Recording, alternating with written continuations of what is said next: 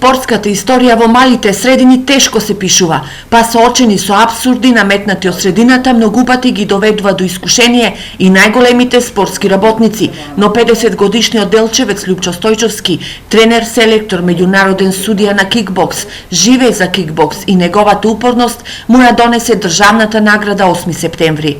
Некни вака размислувајќи колку само има изгубено време патување до Скопје, пошто сите случувања и поаѓања и се случуваат од Скопје, ние тука од малите места мора да поминеме еден пат од 170 километри, собствени средства за патување и така натаму. Мислам, само тој дел да ми биде признаен, има сатисфакција. А другиот дел, од спортскиот дел, од организациониот, посебно, мислам, значи некои луѓе ја прателе мојата работа.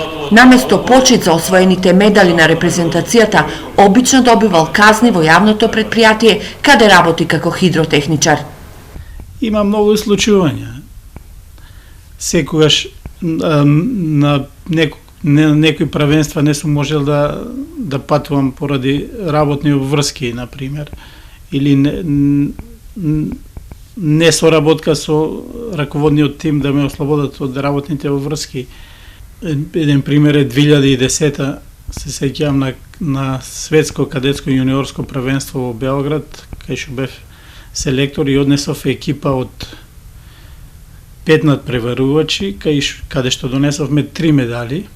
Како да кажам, наводно самоиницијативно сум заминал на светско првенство и ми се заканија со отказ од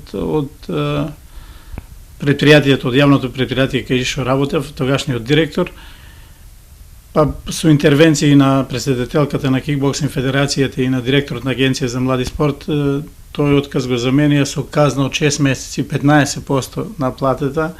Да се бранат боите на репрезентацијата, треба да е предизвик на секого, но и обврска.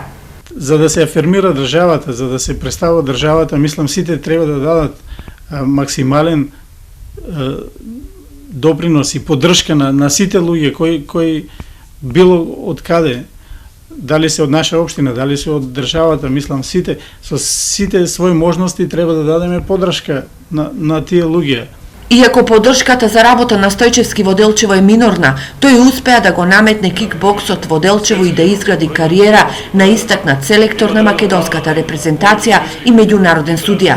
Успесите се на негова страна и на страната на неговите спортисти во клубот АС, но и на неговото семејство. Двете керки се европски и светски кикбоксери Кристина и Елена, како и синот Павел, кој со своите 9 години е 2 пати државен првак во кикбокс.